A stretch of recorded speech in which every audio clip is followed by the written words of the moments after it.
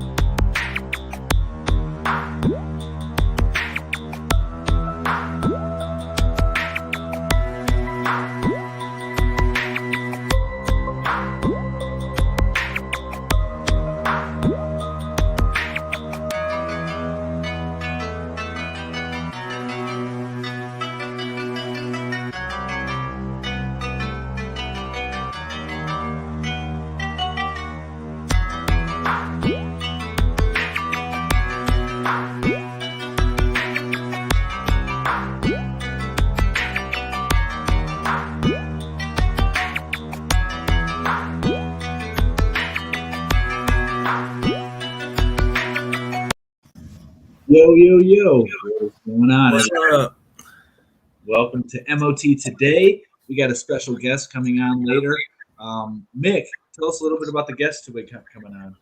Yeah, today's guest is another one of my friends. His name's Tony, and he runs clinical in a multi-state nursing home operation. So he's going to give us some insight on what's going on in the nursing home world, healthcare industry, but mainly focused on the nursing home world. So we're going to be covering all kinds of stuff regarding that, how the pandemic has affected it, and also bingo. And bingo. Bingo at the nursing homes. Right on. So today is going to be a little bit different than what we usually do for the stream. As you guys know, we typically do state, national, and global. But today we want to focus on one topic. And that one topic encompasses a lot of things that are relevant in our world today. That topic being domestic.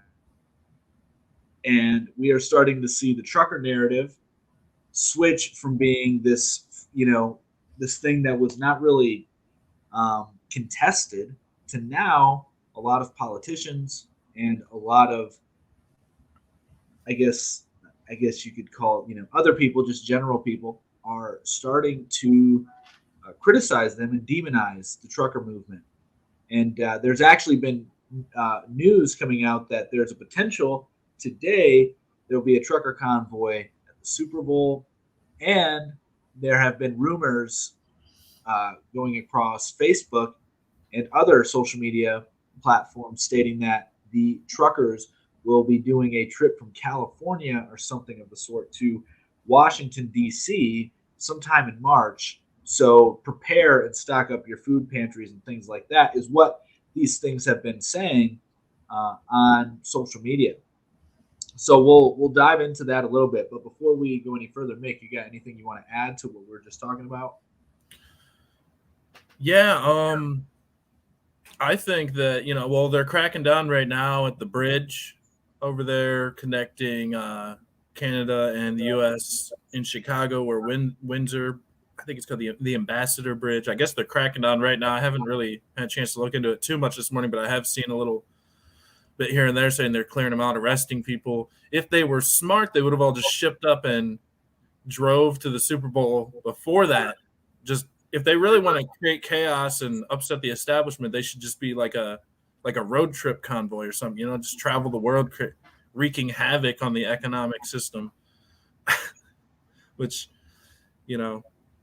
I'm going to go into that more here a little bit about some of I got some things written down about just some ideas I have why all this has evolved and whatnot. But I don't know, where do you want to start? It's this covers national and world news. Who knows? Maybe soon it'll be state news. It will be. It already is. Domestic terrorism is, at least for Ohio. Well, I'm talking about the trucker convoy thing. The domestic terrorism thing, I think it's a bunch of BS. It's not even really domestic terrorism. Nobody's actually getting hurt. They're just, not physically. Well, by definition, one need not to hurt somebody in order to be labeled a terrorist. They need to have a political agenda that they're trying to push, whether it be violent or non-violent. Oh, nice. So everybody's a domestic terrorist. No. Who doesn't have a political agenda they're trying to push? Yeah, I get what you're saying. But the wording on it is specific enough to state that coercion would have to be involved. So it doesn't have to actually be violence, but it can be a forceful sort of, think of like the mob when they extort businesses and things like that. It can be something analogous to that. It's trying to strong arm somebody to submit, essentially, is it. And what we see with the trucker movement, it would fit the narrative that it is a terrorist act. I'm not saying that it's necessarily a terrorist act, although, actually, you know what? I will say that it would be an act of terrorism because you would be crumbling the supply chains. You would assist in crumbling the supply chains. Why would you want to protest by destroying your own supply chains? Now, as we've covered before, I think right now the supply chains have already been damaged and they're already failing. And the perfect scapegoat is going to be the truckers. However, that does not mean that they aren't guilty of any sort of destruction towards the supply chain. With that, I'm not saying all truckers. I'm saying, and most truckers are not involved in that. If you look up the statistics, there's only like, what is it, like 400 or 200,000, between 200 and 400,000 truckers in Canada, right? What portion of those are independent truckers? A small percentage. Probably not 50,000. Probably. My guess would not be 50,000 because that would be like 20%. Yeah, I don't know how many. I'm not sure how many people are doing it, but to call it an act of terrorism is a slap in the face to Al Qaeda members everywhere. I mean, come on now. Like this is, they're like, really? This is kind of, like I have more. They're like, we trained to fly airplanes. These guys are just parking their truck in the street. Like, come on now. Yeah, I get it. You know, well, that's actually funny you bring that up. So, you know, that's actually where I wanted to start this whole thing out, to sort of give a roadmap as to where we are today. And before I go into that, I want to preface with, you reap what you sow, and that lasts for generations, right? You know, in the Bible, which I think a lot of truths in the Bible, whatever your religious beliefs are or spiritual beliefs are, just like I believe there's a lot of truth in, you know, from what I've read in the Quran, there's a lot of truth in other spiritual texts. But anyway, in the Bible, it says, "What you reap, what you sow," and also, you know, you do kind of pay for the sins of your father. That being said, if we look back years ago, right? Years ago, let me share something with you guys. This is an article here from Counterpunch, and it covers terrorism in America, or how the U.S. has helped create terrorist groups. So the title is "How the U.S. Helped Create Al Qaeda and ISIS." We're not going to read all of it, but, you know, right here, much like Al Qaeda, the Islamic State is made in the U.S. an instrument of the terror designed to divide and conquer the oil-rich Middle East to counter Iran's growing influence in the region. That's important right there because, well, actually, let's just stop right here. So, for those of you who do not believe this to be true, I mean, there's like official documents stating that the CIA was in part created to be a shadow government in these regions. No lie. No lie. So, to control these areas, because a lot of the Middle East was somewhat similar to where we are in the West, in the quality of life, the things they had, the safety they had. But then that all changed when they tried to nationalize their oil. And so, you know, long story short, we then started using terrorist groups to help us. So as you can see right here, the CIA first aligned itself with the extremist Islam during the Cold War era.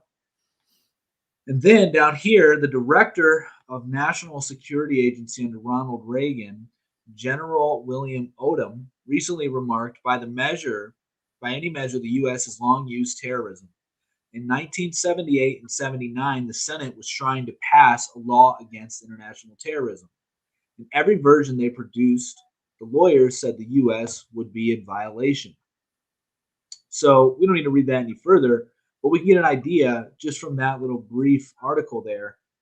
The U.S. has created and assisted terrorist groups across the world. Yeah.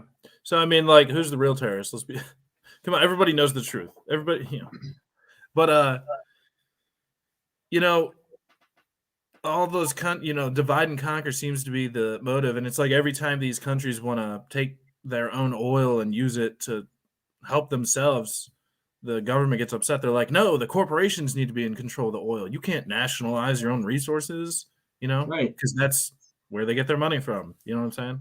right. Although And actually they get their money from a printing press. So that's something I've been thinking about a lot. Like, why do they try to control the money so much? Like, if they have unlimited power and wealth, the people in charge or whatever, in quotations. But I guess it's just to keep us in charge. And well, that's one. the And thing is, the money itself means nothing. You have to yeah, have a belief system attached to the money in order for it to have value. And the way that you have that belief system structured is predicated on the power of the one disseminating the belief system, creating the belief system, where it originates from. So if you look back at like the Aztec culture, right, which was like in central Mexico, they had a lot of human sacrifice. yeah, And the way that this human sacrifice was able to be pushed onto the people was by the elites, essentially the elites, the ones who were running the society. Their religious beliefs, their spiritual beliefs, were then passed down and ingrained within the culture, which then allowed for those sort of acts to take place. Now, obviously, we're not talking about, well, in a way, we kind of are talking about human sacrifices with wars and terrorist groups and things like that. But that is how, to answer your, so then tying that back to the oil, if you have control over the oil and you have control over the money, well, then you have more power. If you just yeah. have control over the money, you then need to also be, like you just have that belief system. But if you also have something, think about it like this: when Mick and I talk about cryptocurrencies, he has a hard time, really grasping the whole like why have value of these digital things. And I'm not trying to criticize him for that either, because there's a lot of people who do. They're like, it's imaginary money. Like I can't touch it, I can't see it, I can't hold it, any of it. So why does it matter? I want something physical, like a chicken, like a dollar bill. Like even though we all know the dollar bill has Like no a value, baby. it's physical, like a baby, right? So if you just have, your imaginary money, but also nothing else accompanying it, then it's harder to control, I think. And so if you that's why it's called the petrodollar. And so that's why the dollar is sort of tied to oil in a way. Yeah, well, because they had to decouple it from gold because people were seeing the truth that the dollar was a bunch of BS. So they were like, well, we can't have gold compete with us. So they're like, let's tie it to oil because it's harder to store. No one's going to have a bunch of oil barrels stored in their garage. They're going to, gold's easier to have, I think. And so they were worried about that. And now they do the oil thing. Now it's all about the oil. But what's it going to be about next? Like lithium batteries or something? Like is it going to change from the petrodollar to the what's it going to be? I think it's going to be like servers or something, electricity, power. The microchip dollar, the chip dollar. Right, right. Um, but you said something there. And it's not about the money either. It's about the blood. They want to control the blood. They want to control us. It's all about the blood. That's why they call it blood money. You know what I'm saying? Like it has nothing to do like the government. It doesn't matter. All that matters is the dollar is held up by the amount of blood that they can control. Like with the military and the power, it's us. It's the blood. I know that sounds fucking crazy. No, no, no. And I will say this. I've been making this argument for a while now. This goes against a lot of what the truthers and the conspiracy theorists, propose, which is similar to what Mick has proposed, that it's all about controlling us. In a way, it is. There is this great human farm that we live on, it seems, that sort of cultivates consciousness and what we can think and what we cannot think.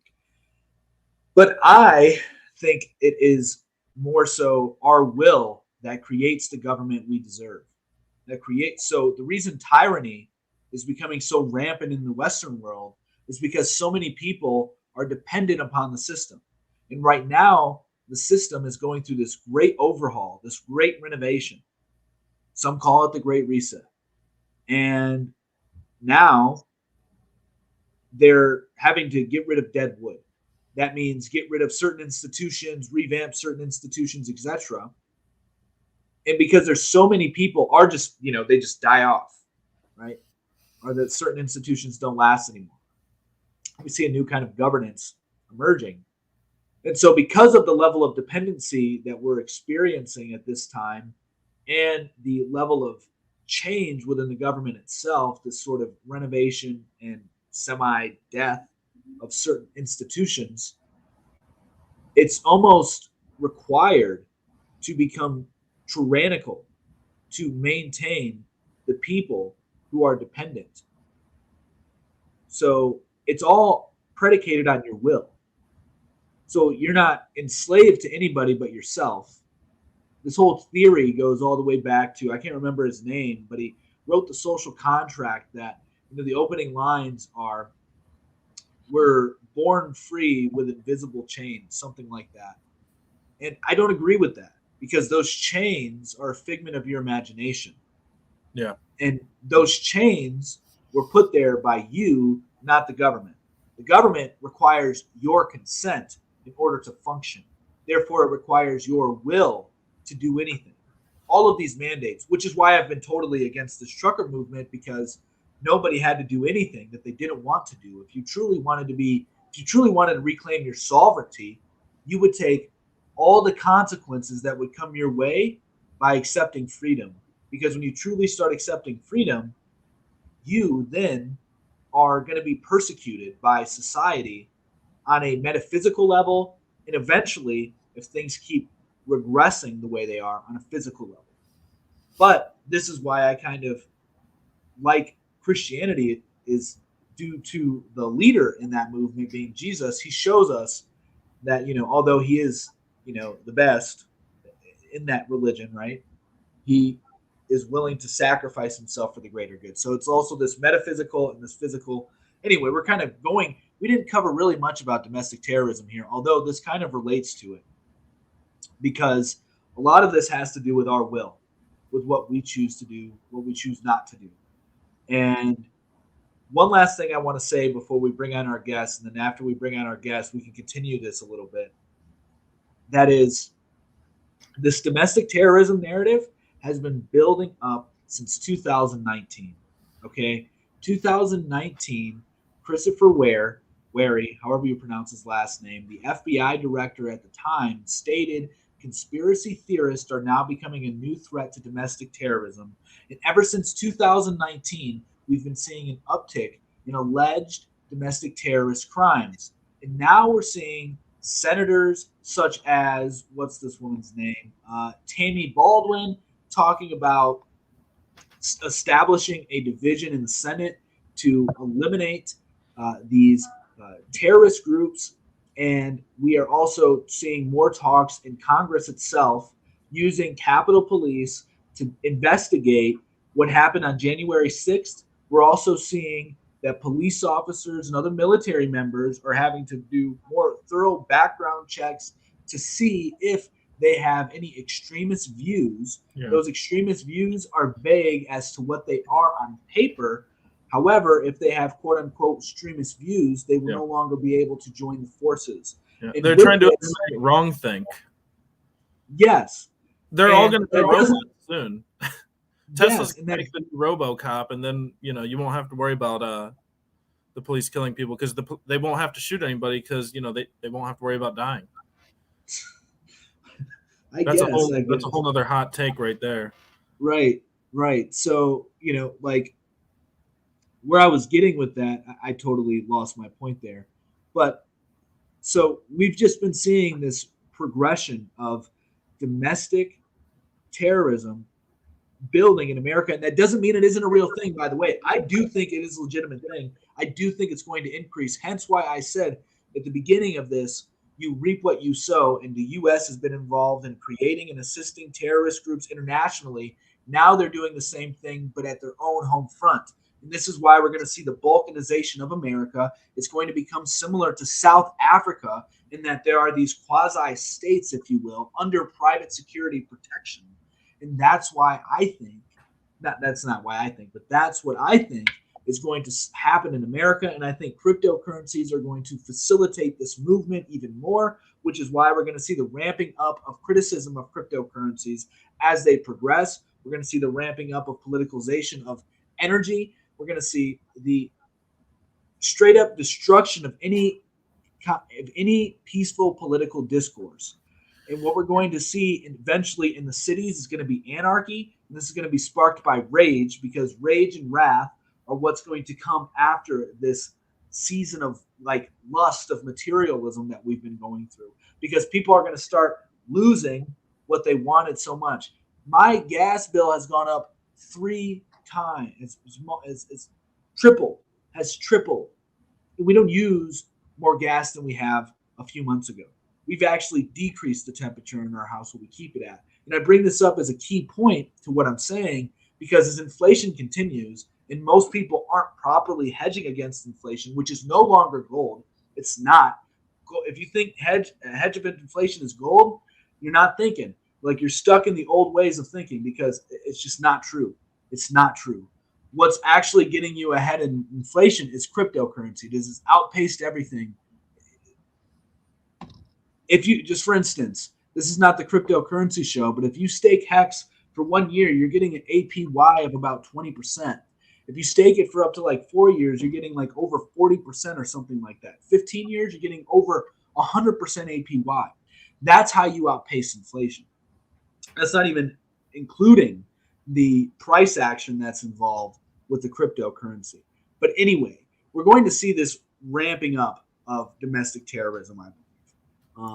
And now, I'm not sure if he pops up there. Like I said, remember last time I didn't see anything, so just let me know if it does. That way we can actually like kind of test this.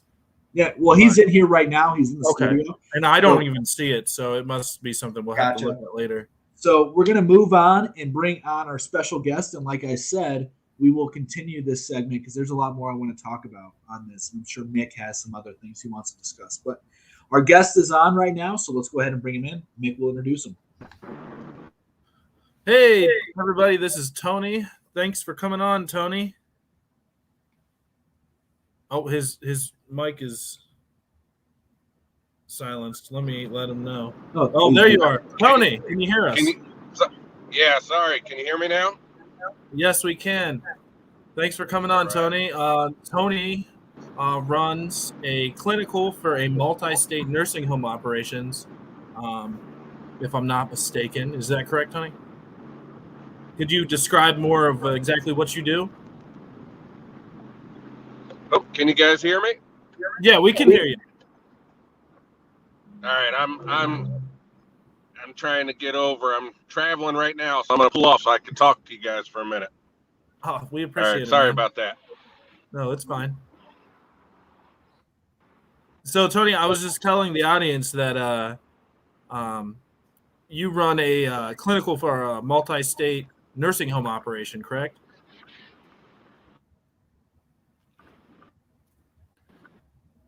He's a busy man right now. He's probably driving around. I can hear you. All right, sorry. I got somewhere where I could hear. Sorry about that. No, it's okay. It's all good. So, Tony, I was telling people that you run a clinical for a multi-state nursing home operation, and we're having you on to talk about the healthcare industry and specifically the nursing home industry. Could you tell us a little bit more about exactly what you do? Yes, so I've been a nurse for 20 years. For about the last 5 years, I've been the head clinical for a nursing home chain that operates in multiple states. Of course, the last few years has been really difficult with COVID going around. So we're just trying to make it through it. Yeah. And so what is the overall sentiment in the nursing home industry like, or within the healthcare industry, I guess, like nurses? How are people feeling? How are people holding up? Well, it's rough. And in Ohio, as of February 14th, it's going to get even rougher. The mandate takes effect after being on hold. It was overruled by the Supreme Court. So the mandate goes into effect on the 14th, which means every healthcare worker has to have their first dose of a vaccine on the 14th, or they have to be pending exemption. So that's going to really, really make things tough. Yeah. So how would you say it has affected nurses mentally? Well, right now, over the last few years, it's been tough. There's been no staff. People have been quitting. Recently, people are quitting, going to other jobs. There's direct caregivers, the STNAs, CNAs, that 3 years ago were making $11, $12 an hour. There's a place now in Ohio paying $31. On average, you're making $21 an hour. So people are leaving and going to who's paying the highest. There's registered nurses that are making $90 an hour right now. It's been tough. That is crazy. So yeah, there was already a nursing shortage, a nursing staff shortage throughout the country, and the pandemic has made it worse. You're making it sound. Now, would you blame this mostly on the mandates, or are there some other factors involved? Part of it is burnout. I mean, there was an article in McKnight's just the other week where 95% of all nursing homes have worked short. People just don't want to do it. And honestly, the pandemic has killed it for a lot. There's when this all first started, the government pretty much directed where the PPE went. So there was a lot of times, it was April of 2020 where we had no gowns, we had no mask. They even requested the list of our buildings with ventilators. They were going to come take our ventilators and take them to the hospital. So it's been mentally tough for everybody. So with all of the shortages of supplies and whatnot, that probably also took a toll on, the nurses, because especially during the beginning, they didn't really know what was going on. There was a lot of confusion and a lot of fear. I could see how that could have an effect on them. But there is maybe some good news. Cummins is scaling back their production of fuel filters for semi-trucks, and I guess they're making masks now. So that might help as long as there's enough fuel filters to get the masks to you. Everybody, it seems, over the last 2 years or so has changed the PPE. Distilleries were still in hand sanitizer, giving away hand sanitizer. Everybody, I mean, all our masks. Yeah, it's been crazy how everything is going to PPE. So. Yeah, I remember this was probably about 6 months ago, but my mom, she's a nurse and she had to bring in her own mask and stuff. You know what I'm saying? Do they still do that? Or are you supposed to change your mask every day? Like, I know you don't work for the CDC, and we also do have to be careful with the way we talk, but like, what's the proper procedures nowadays? Has it changed or? Well, I will tell you, from CDC puts out their guidance, then CMS puts out their guidance, and then companies put out their policies. Things seem that change every week, every 2 weeks. It's hard to tell. Right now, things are going well because there's not a shortage. But when it first happened, right again around that March, April time for us, it was tough. Regulations were changing, different counties. They reach out to your local health department. You reach out to the local health department, and there's a nurse that works at a school trying to tell you how to run a nursing home. We've called the state for help, and one state they came in and helped, and then the state came in and fined us $250,000 for infection control practices based on the folks they brought in to help us. So things are ever changing. So my thought is you always just try to do the right thing by the people you're caring for, and it'll be okay. So are they required to? Are nurses required to bring in their own masks, or are they provided a new one like every shift? No, they don't have to bring in their. Well, there may be some companies, but no, in general, you don't have to bring in your own mask. Okay. Now I wear, because right now, every nursing home in the U.S., the transmission rate is so high that pretty much almost every nursing home now, you have to wear an N95 mask and you have to wear goggles. But those should be supplied from the facility. Okay. Well, thanks again for coming on. I think Louise has a few more questions, and then I actually have one other thing I thought of that we could throw in at the end here. So, All right. Yeah. So thanks for coming on, Tony. We really do appreciate you coming on. Now, one thing that I was curious about is just to make sure I'm on the same page here. So you help run like nursing homes, right? Yes. Okay. So what was it like before? We call it the unicorn on here. Before unicorn came about, what was the visitation rate for families? Would you say coming in to visit their families? Oh, families would come in all hours of the day and night, depending on situations. They'd stay the night. You really didn't even think about it until this came around. But there was no issues at all with visitation, and they would come in frequently. Gotcha. So it was like a very regular thing then to have family members come in. Oh yes. Gotcha. Now, how often are they seeing their families now? Well, in March of 2020, they put out to restrict visitation except for compassionate care visits. Just living through this myself, having a loved one in a facility, even that was tough. But so towards the end of 2020, they started opening up visitation with social distancing, either inside and outside, and they would have plexiglass you weren't allowed to touch. Think about all the elderly. Think about the sick people, the people with dementia, the people that have behaviors, trying to see their loved one sitting across the table 6 feet across with a piece of plexiglass. Very, very, very tough. Recently, within the last few months, because of the vaccines and everything out, and everybody getting vaccines, they've now opened up visitation with no restrictions. So about 2 months ago, they've lifted restrictions. Except for very, very minimal cases, can you restrict visitation to a nursing home now? So if you have COVID in your facility, visitors can still come in. They do not check vaccine status, and actually, they don't even have to wear a mask to come and visit. You cannot force them to wear a mask. And that's So only if they've received the jab. no, Okay. there's Okay. there's no restrictions at all now. Now Good. the staff, there's restrictions, but visitation is open. Jab or no jab, they're free to come in. When they come in, they have to answer some questions. Have they been exposed? Do they have signs or symptoms? If they answer no, they come right on in. Gotcha.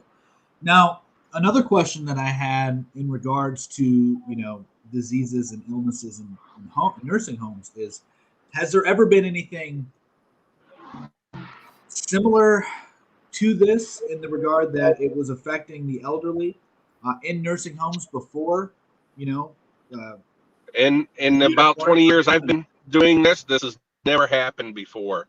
Speaking to some folks just in the industry that's been in it for a long time, no, this is a one-time thing. Hopefully, it never happens again. Did you see many deaths at your nursing home during this time? It really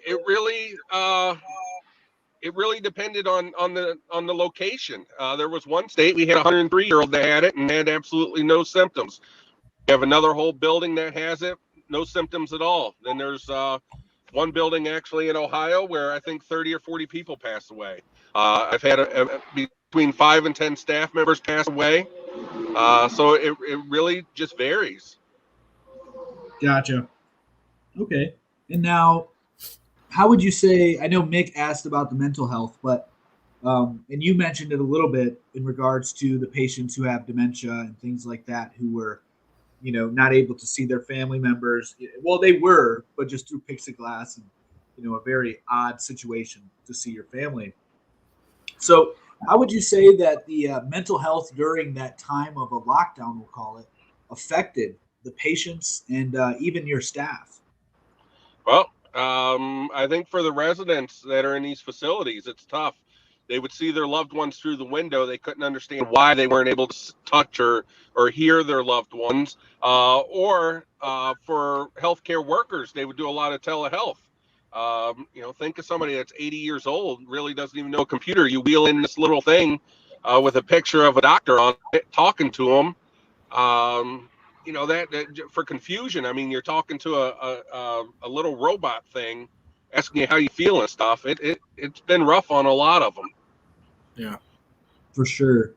Now, the other thing that I want to ask, this will be the last one I have, and then Mick can go ahead and get his last question in there.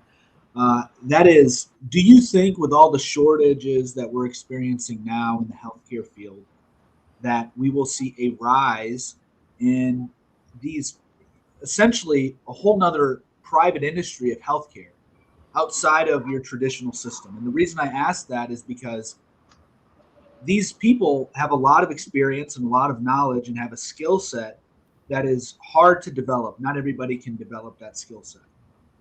And so it therefore is very profitable. And it seems to me that a lot of private, for instance, my wife and I, we go through a midwife who basically works out of her home. Her home is sort of like her business. And I can kind of see maybe a lot of nurses and other people in the medical industry doing similar things to that. Do you have any thoughts on that? Yeah, actually they are. I mean, they're trying to push folks away from nursing homes now, even before the pandemic, but even more so now. There's a need for home health nurses and aides. They're cracking down now, saying price gouging for the hospital nurses that are traveling around. I believe there is going to continue to be a push for nurses at home. Okay, awesome. Well, that's all I have for you, Tony. I really do appreciate you once again coming on the show. So, Nick, Thank you. Yeah, everybody would rather be around their loved ones when they pass away, especially at home if possible.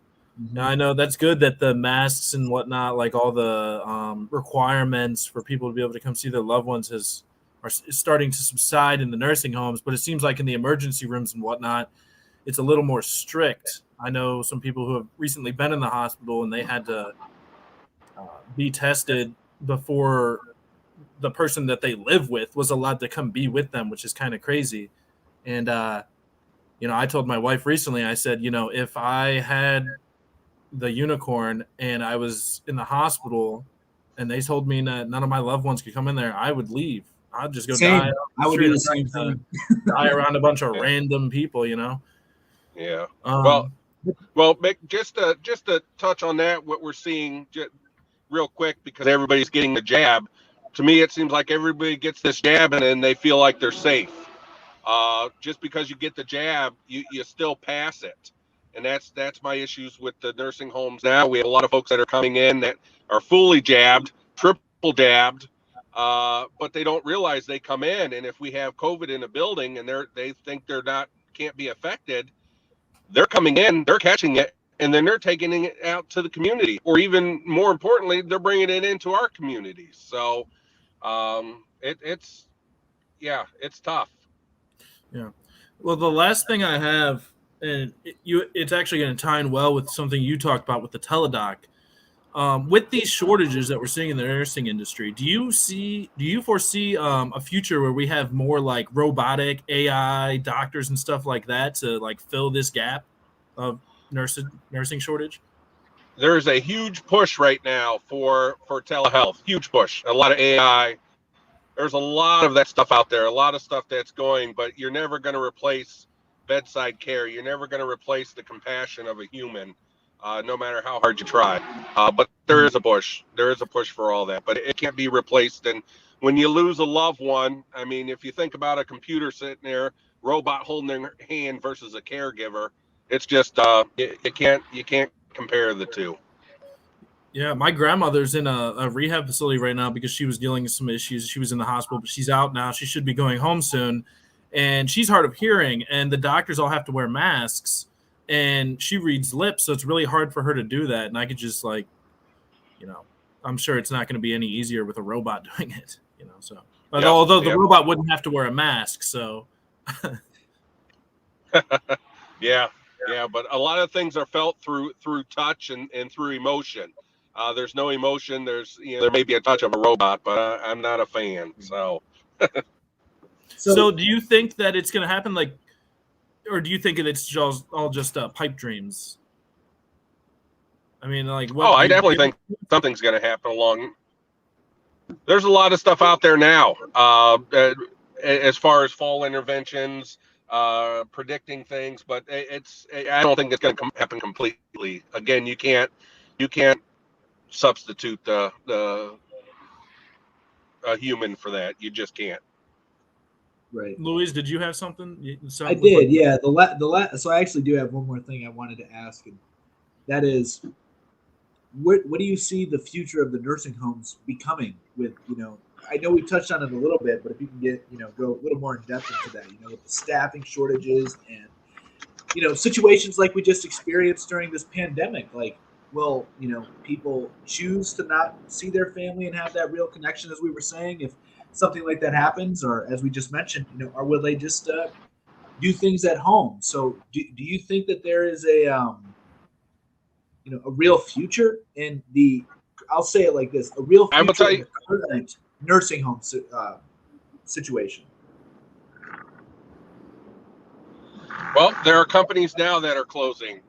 Smaller companies are closing. They just can't make it. All the money that the government gave, they're getting back through fines. That's discretionary fines. They're killing the industry with these fines for crazy stuff. But a lot of people are selling now. There's some large providers that are up for sale. A lot of them are consolidating and getting smaller.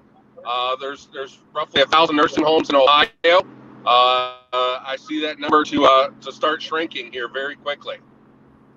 And do you think that essentially they'll consolidate into just a couple nursing homes, to where maybe the state or insurance companies have more influence over them? I know I'm not trying to get too conspiratorial here, but this is legitimately how things happen over time with these large industries. Is either the government has to nurse them, or they have to get taken over by a larger corporation.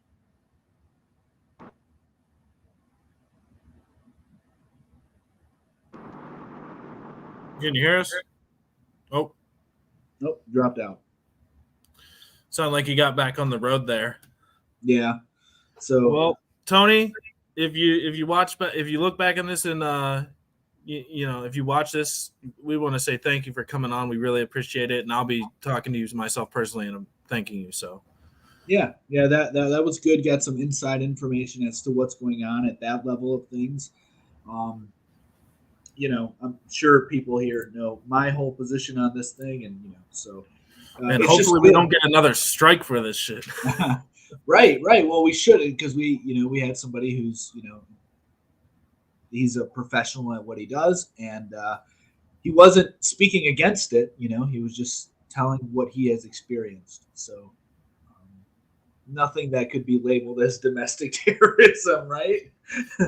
I don't know, man. They be trying to change stuff all the time, so. Right. But all right, guys. So that was our guest for today, and yeah, it was kind of an abrupt ending, but technology, first world problems. Thank God society's not controlled by the internet right now, because we'd be kind of screwed. But all right, so let's pick back up where we left off with the domestic terrorism. So, and trust me, once you get a bigger understanding of domestic terrorism and what is actually trying to be pushed here, you'll see that the unicorn narrative is right in line with it, because there's verbiage in certain text that state those who have anti-mask sentiments and anti-jab sentiments could be domestic terrorists.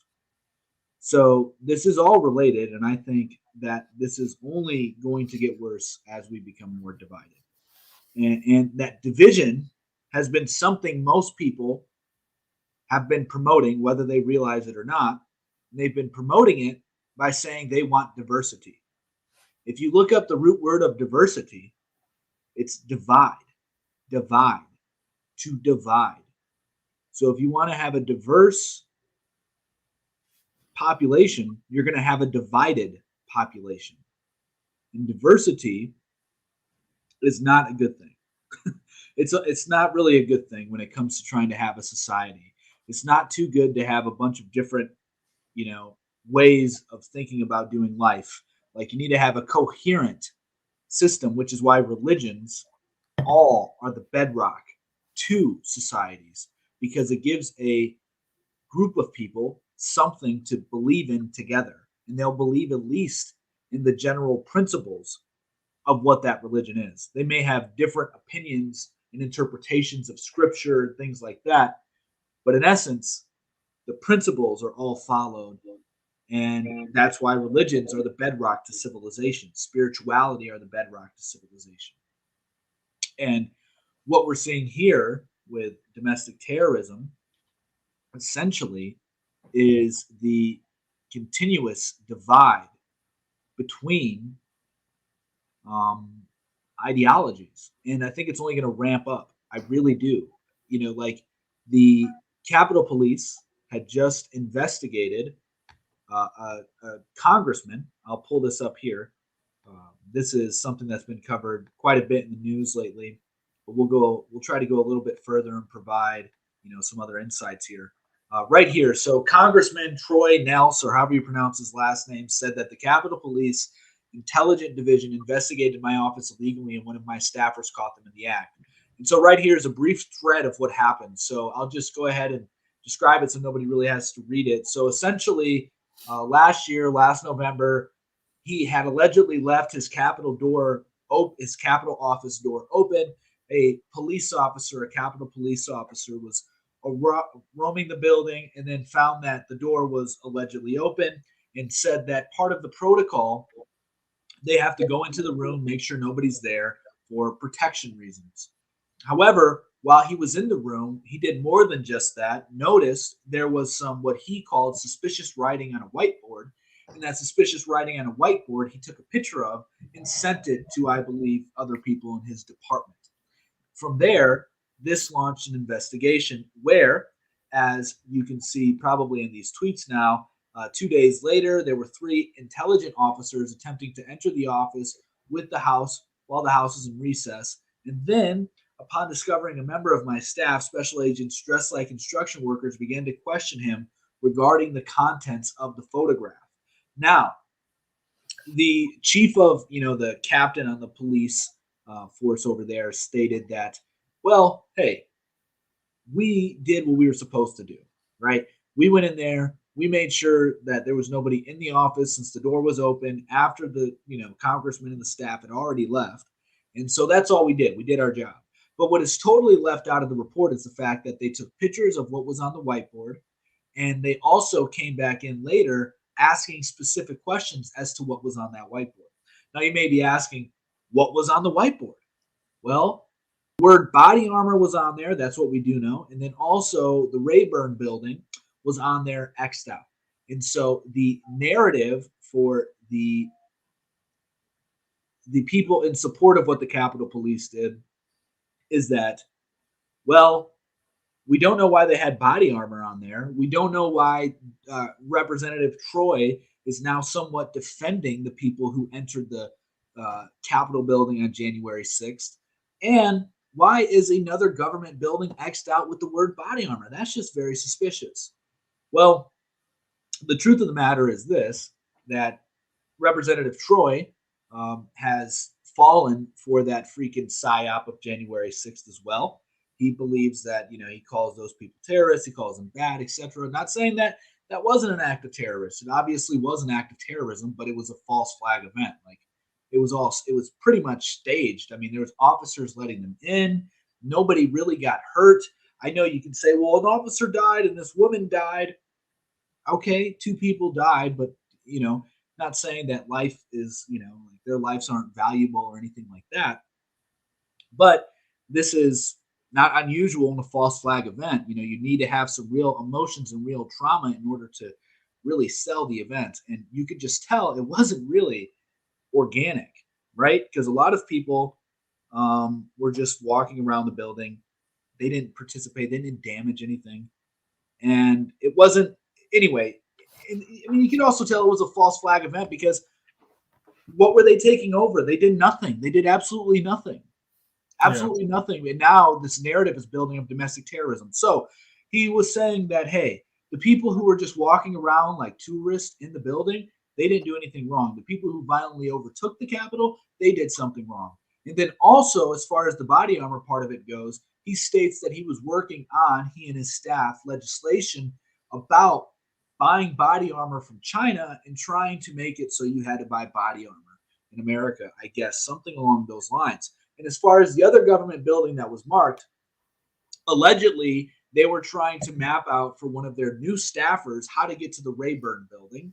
And that's why that was X'd out. And it just happened to be on the same whiteboard that had the words body armor on it. Okay. So that is what's going on with the representative. And he is alleging that Nancy Pelosi has the Capitol Police spying on multiple members of Congress for alleged ties to these extremist groups. And as I mentioned before we jumped on the interview, there's already works being done in the law enforcement to prevent those with extremist views from entering the police force.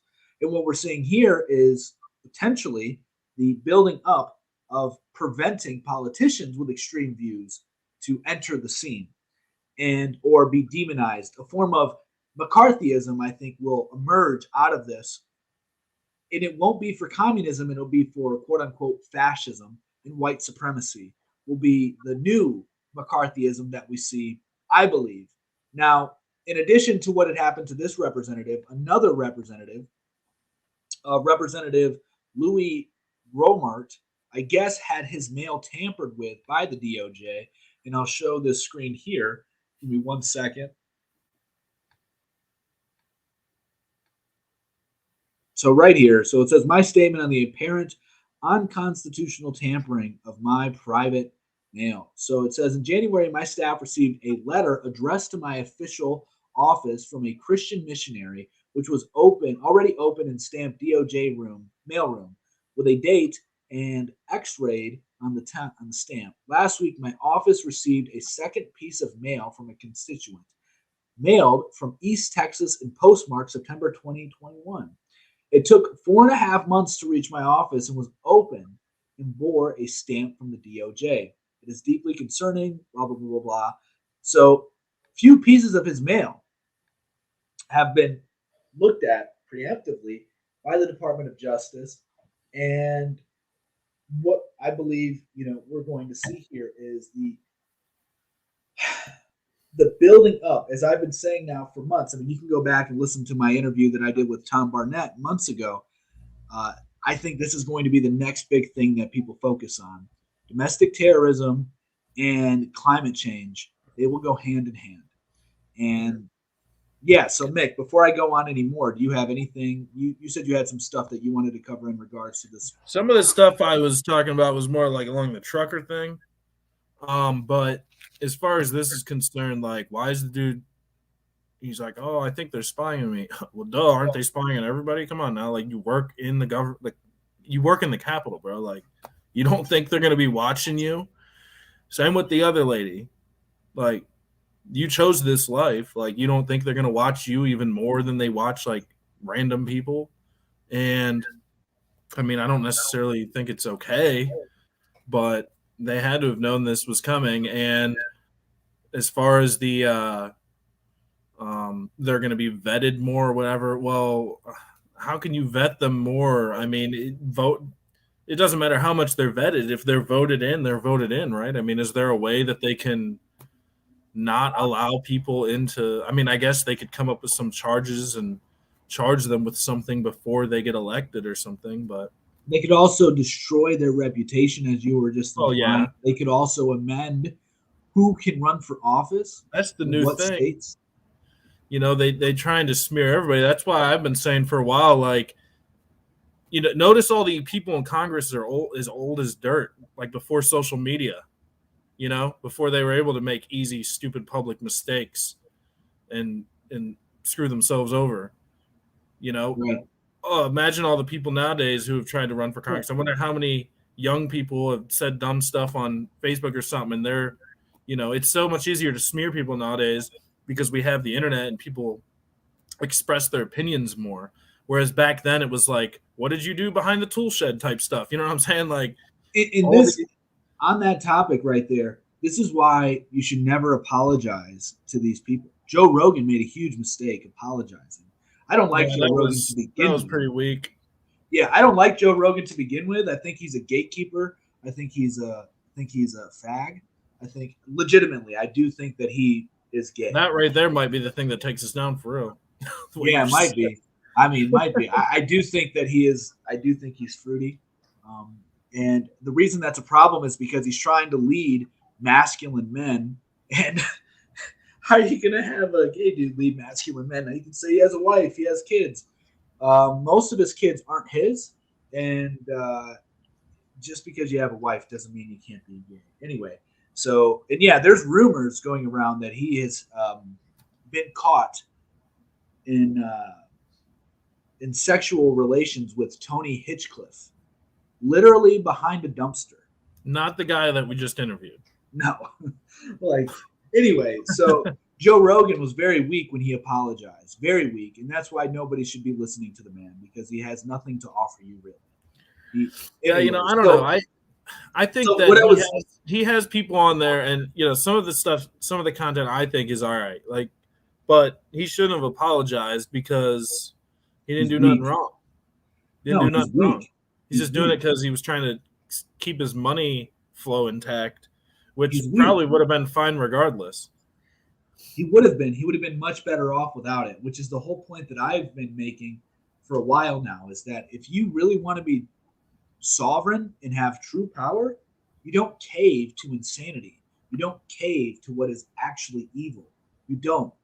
You can't. If you do that, you never win. You never get anything done, and then you become them.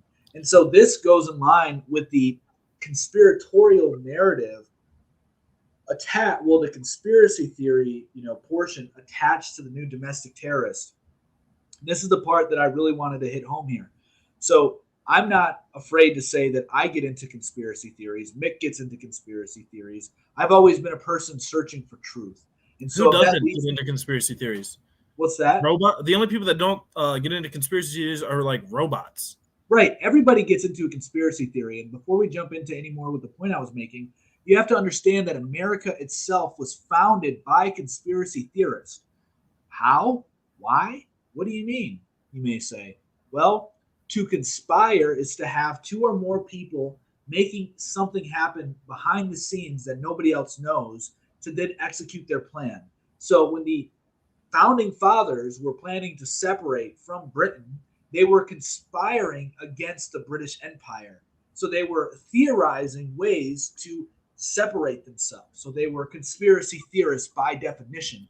America was founded by conspiracy theorists. There's nothing wrong with being a conspiracy theorist. It means that you probably have a more open mind than a lot of people, because you're open to other possibilities outside of the norm. And so at the same time, I think that the conspiracy theory group can be worse than the leftist, than the right wingers, than the mainstreamers, than the normies. The average conspiracy theorist tends to be a little bit worse, because they think they're better than a lot of people, and also they're wrong quite a bit too. But anyway, the point I was making here with this new labeling of conspiracy theorists potentially causing domestic terrorism, this is why you don't need to focus on that so much. Okay, this is what I've learned during my journey of truth, is that these conspiracy theories, after a while, after you learn like a few real ones and then you're able to see the pattern, you no longer need to indulge into these theories. Like, you can just see the world for what it is, and then you start picking up on these things. For instance, intuitively, I saw the pattern there with just intuitively, and I guess maybe I saw the pattern with the trucker thing of what was going to happen and how it was a psyop. And then I saw a few other people, I think maybe just one other person actually, talking about it, who has a much larger audience than me and is much better at this than me. And, so like, not too many people are seeing it, but once you actually see this and you can pick up on these patterns, you don't necessarily need to indulge in these conspiracy theories. And also, violence is rarely the answer when you can actually choose to do something that is helping the system, and that is becoming less dependent on it. So you can actually help your quote unquote overlords by saying, I'll take care of myself. Yeah. Okay. They're like, cool. That's cool. Go ahead, do so. Because we're already allegedly trying to kill people off. So, which anyway, I went on a little rant there. But anyway, you can touch on what you were going to touch on, Nick. Well, the thing I was going to touch on was the trucker thing, and that'll bring us in for another 20 minutes worth of debate. So I think that let's do it. Let's just do it. Let's do it if you got some time. It's going to be a longer one. Well, first, what I wanted to say was you were just talking about how people are, if they stay away from the system, that helps them and whatnot. And, I guess that takes away from their power. So I don't understand, I thought the big thing was control, but there was something I'm drawing a blank. Dang it. What was it? So while you're thinking, I'll into the trucker thing. Start into the trucker thing. I'm going to try and pop it into my brain here. Let me. So what he was saying, wouldn't that take away their control, their power, etc.? Well, then you would have to apply the same logic to, wouldn't eliminating the human population take away their control and power? In reality, they're just trying to keep a system alive that keeps them in power.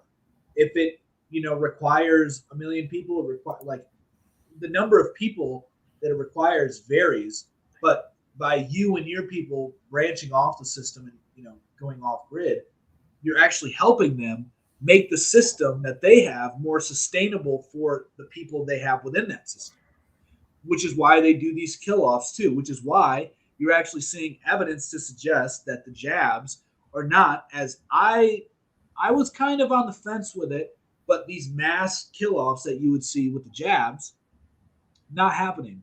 But what you're seeing, though, what you're going to see is the life expectancy tremendously drop. And so it's a slow kill-off, right? And the reason they're doing that, and the reason, retirement age for your Social Security keeps rising and all this stuff, is so that way they can try to keep the system alive longer, but that then also requires you to have a shorter life expectancy. And so, anyway, that so the whole control thing. So the whole control, they're like, they want to only control a certain amount of people. Like, we don't want to control everybody. That's too much work or something. Or is that what you're getting at? Like, well, kind of. I mean, they only need to control what they have to remain in charge of their system. Yeah. All right. So I remembered what it was. Conspiracy theory. Conspiracy theorist. I don't even like that term. Like, let's just go with people who think.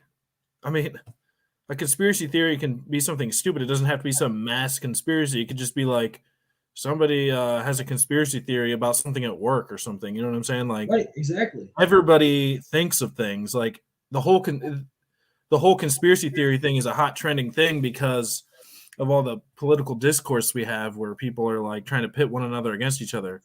They're basically saying that, if you think differently, that you're a problem, which has been the case for a long time. I mean, who was the guy during the colonies who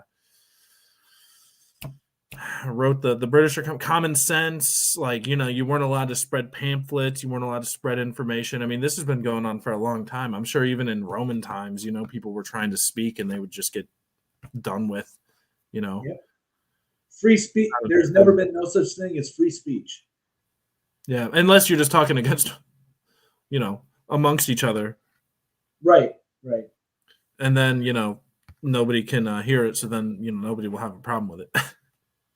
But, the trucker thing. So that's kind of like what, I think started this whole domestic terrorism thing. That's kind of what I think sparked your interest about the domestic terrorism thing. It's sparking other people's interest. They're trying to say that these people are terrorists because they're blocking the bridge.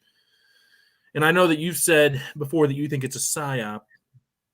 Something I've been thinking of is that, these protests for the mandates have been going on for like years now. I mean, they've been going on a lot all over not as much in the US because, we're so pampered over here. I guess we don't really need to protest as much, but they have been going on all throughout Europe for a while. I mean, even in other countries, I've shared videos, you know what I'm talking about.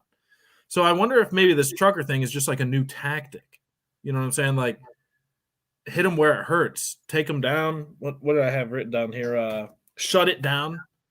You know, I mean, isn't that what they really want? They want control. Well, if they shut the system down, then they lose that control.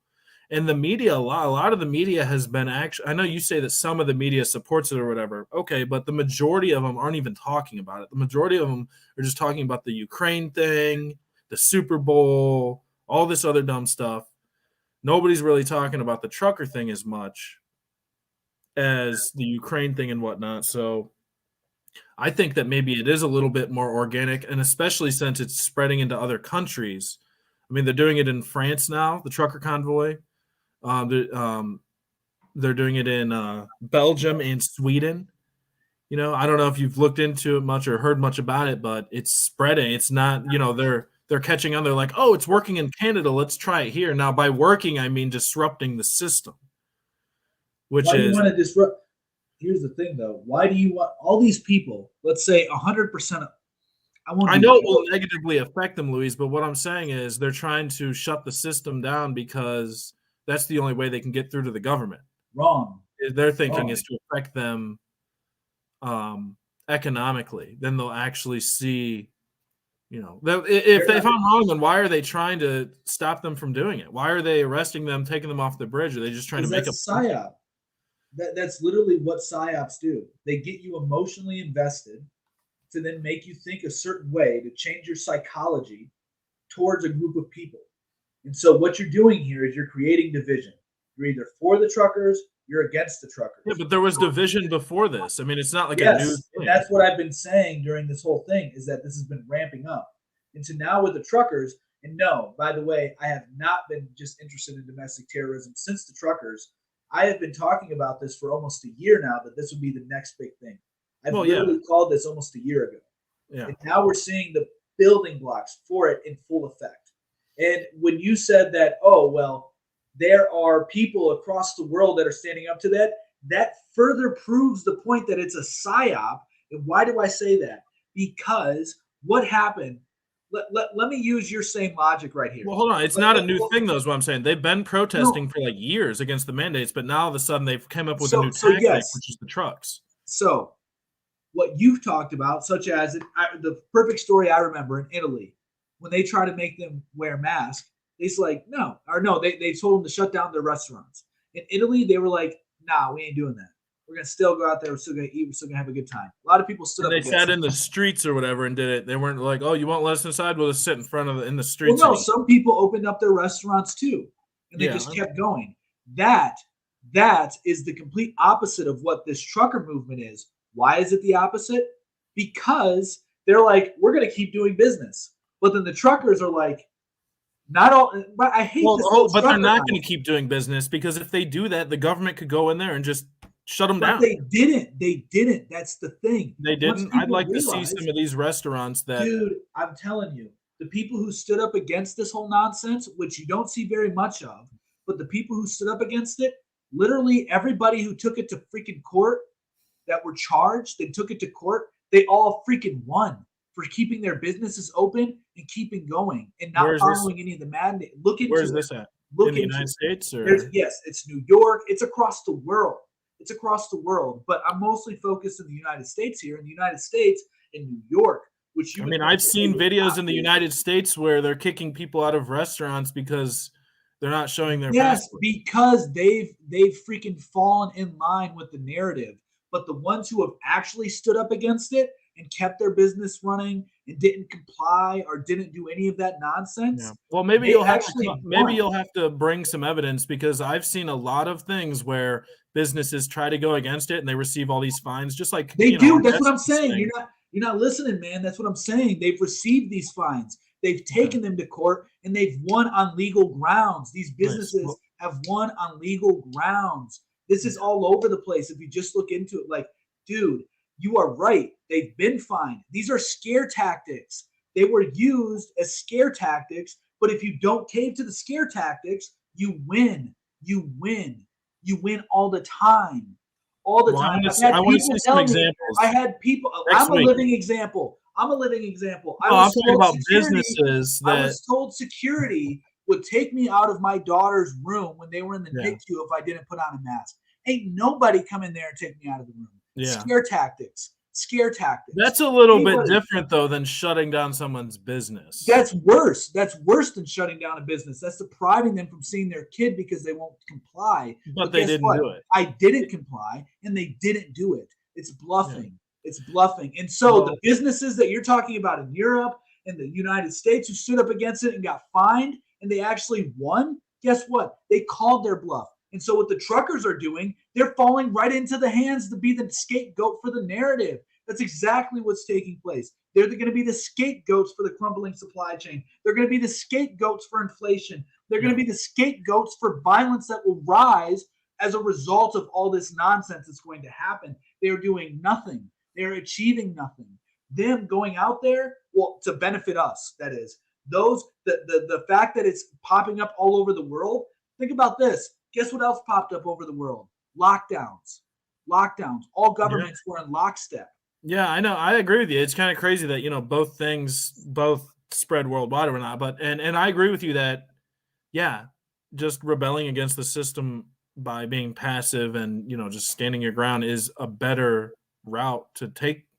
But I'd like to see these examples that you're talking about. Like, I want to know exactly what you're talking about because I haven't seen these myself, and I've heard the opposite, that a lot of places have been shut down. And all right, so I know what they receive these big fines and stuff. Yeah, so there's actually this one guy I know. Let me pull up on Instagram in LA, in Los Angeles. He owns a gym and he trains a lot of big celebrities. And the big celebrities that he's trained are not that the celebrities have nothing to do with it, but he's trained a lot of big. Oh, I think they probably do, especially if he got off with it.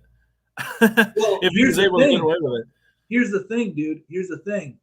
They didn't help him out at all. They tried to shut down his business, and he refused to shut it down. The celebrities that were working out there? No, the government tried to shut it down, and then he was like, yeah, I'm not shutting down. I'm trying to find the guy for you here because he's a living example too. So you just got to give me a second because the guy is a tank.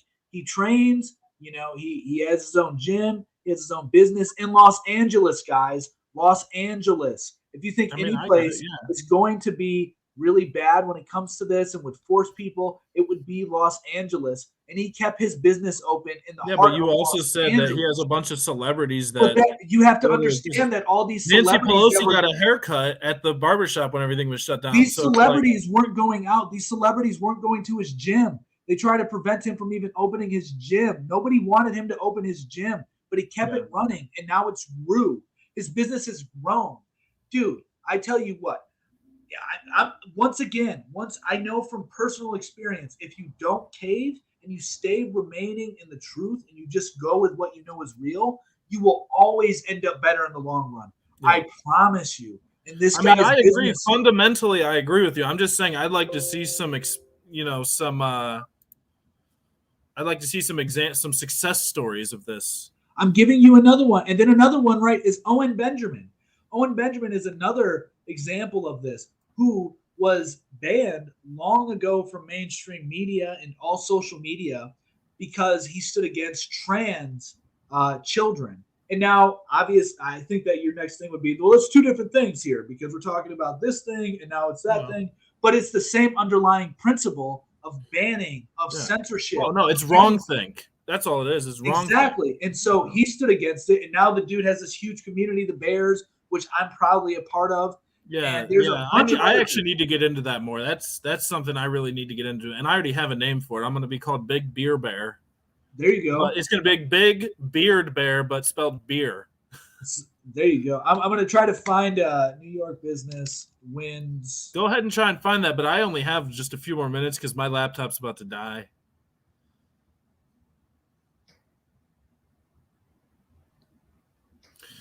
So, yeah, I mean, I'm all about your way of protesting, which is peaceful protesting in a way of just rebelling and just not even being a part of their system. But as far as running a business and stuff, it's hard to do that, I think, because of what things I've seen. Now, you're saying that you have some examples here to show us of success stories of businesses that have rebelled against the system and are still thriving and doing well. And I'd like to see some of these. And if just give me a second here. I'm going to try to find some. So, and then we don't even have to do it now. We could do it next. I mean, hell, we could make if we didn't get a strike, and we come on next week. Even if we get a strike, we'll be on another platform just so everyone knows. I know we talk about controversial things, I guess, which it seems like everything is controversial nowadays, unless they just want us to speak in zeros and ones. It seems like. Well, yeah, I mean, that's exactly it. And it's only going to get worse, which is why, you need to come to platforms like MOT where we're going to give you, like, this is something I really like to say. It's not original. I didn't come up with it, but I love it. And that is, we may be wrong, but we will never lie to you. Yeah, we do not spread misinformation. In fact, last week I said something on state news that I think was incorrect. And I do plan on clearing that up. But I got to do a little bit more research and try and figure out what I was talking about or what I misspoke about. Right. Next week, we'll get back on the state news, and I'll fix that mistake. Right. Although, I don't know if anybody even caught it. Yeah, but no, like that, so just so you guys know, like, we want to have integrity in the work we do. We want to become a reliable source where people can come and get the facts. So let's not get it twisted here. We're going to provide you with what's factual. We're also going to put our opinions on it, give our takes on it, but you'll be able to differentiate the two. But we will never outright lie to you. And a lot of these media companies, a lot of them, pretty much all of them, lie to you.